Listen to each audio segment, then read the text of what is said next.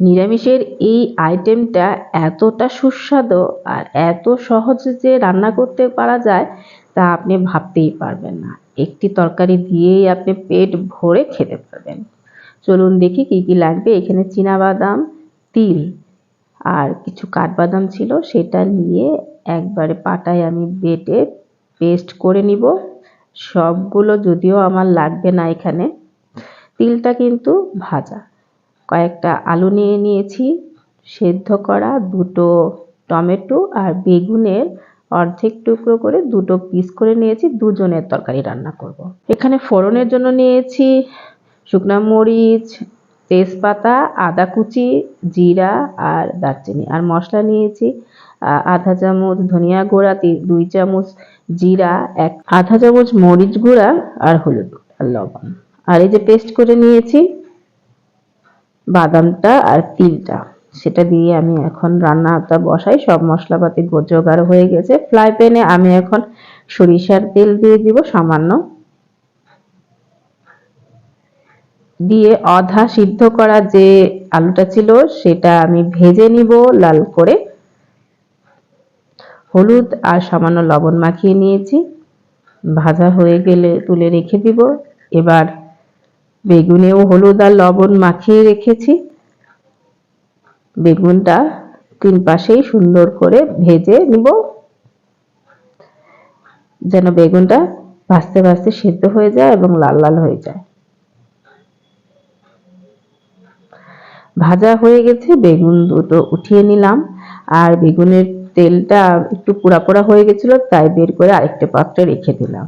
এখানে আরেকটু তেল দিয়ে দিলাম, সরিষার তেলে রান্না করব। আর এই ফোড়নগুলো দিয়ে দিচ্ছি। প্রথমে দিয়ে দিলাম শুকনো মরিচ দুটো, তারপর দুটো তেজপাতা, এলাচি, জিরা আর আদা কুচি করে রাখা, সেটা দিয়ে একটু ভাজা ভাজা করে নিলাম। সুন্দর একটি ঘ্রাণ বের হয়েছে। এবার কেটে রাখা টমেটো গুলো দিয়ে ঢাকনা দিয়ে একটু ভেজে নেব সিদ্ধ হওয়া পর্যন্ত।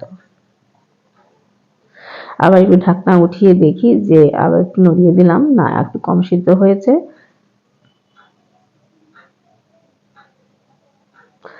এখন মশলাগুলো দিয়ে দিব।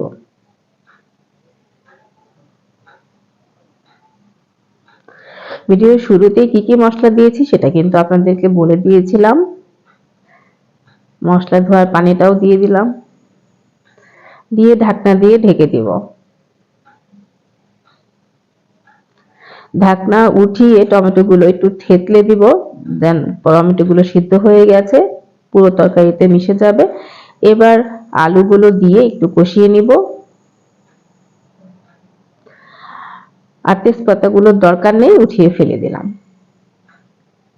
এটা গ্রান এর কাজটা হয়ে গেছে। এখানে সম্পূর্ণ দেনি, আধা বাটি দিয়েছি আমি পেস্ট করা বাদাম আর তিল যে পেস্ট করে রেখেছিলাম সেটা দিয়ে একটু হালকা কষিয়ে নিব। বেশি ভাজা ভাজা করা যাবে না, তাহলে পুড়ে যাবে।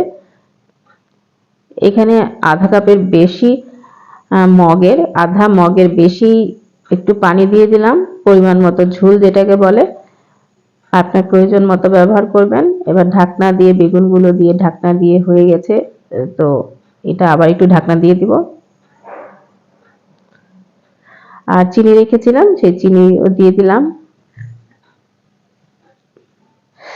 নামানোর আগে ঘি দিয়ে ঢাকনা দিয়ে ঢেকে দিব 4-5 মিনিটের জন্য।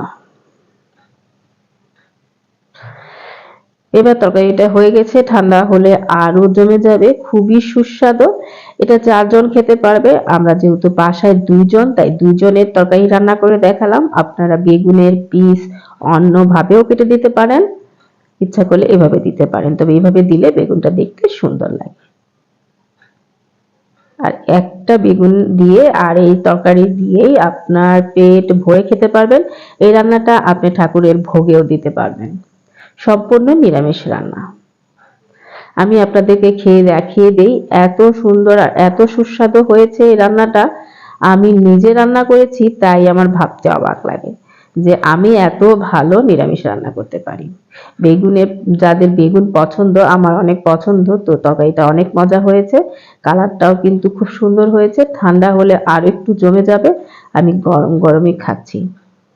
তো যারা এই তরকারিটা খেয়েছেন তারা অবশ্যই কমেন্ট করে জানাবেন, আর যারা খাননি তারা বাসায় রান্না করে একবার অন্তত ট্রাই করে দেখবেন। এত মজার তরকারি। ভালো লাগলে চ্যানেলটিকে সাবস্ক্রাইব করবেন নিরামিষ নতুন নতুন রান্না পেতে। তো খেতে খেতে আমি চলে যাচ্ছি। ভালো থাকবেন, সুস্থ থাকবেন আর পাশে থাকবেন। ধন্যবাদ।